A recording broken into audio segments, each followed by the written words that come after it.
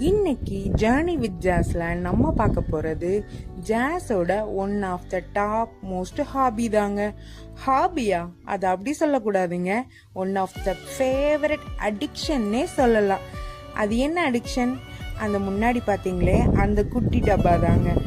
சந்தோஷமா இருந்தாலும் சரி, துக்கமா இருந்தாலும் சரி, கோவமா இருந்தாலும் சரி, கொலை வெறியில இருந்தாலும் சரி, அந்த குட்டி டப்பா தாங்க எல்லா எமோஷன்ஸ்ல இருந்தும் என்னை காப்பாற்றி வச்சிருக்கு இத்தனை வருஷமா. ஸோ அதுதாங்க என்னோட பெரிய அடிக்ஷனே.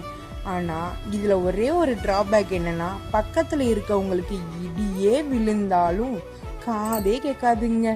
இதனால எங்கள் வீட்டில் இருந்து நண்டு சிண்டுல இருந்து பெரியவங்க வரைக்கும் காரி துப்பாத வரைக்கும் திட்டு வாங்கியிருக்கேங்க. காரி துப்பாத குறையா, துப்பியே இருக்காங்கன்னு கூட சொல்லலாங்க. ஆனாலும் அதை விட தான் முடியலைங்க.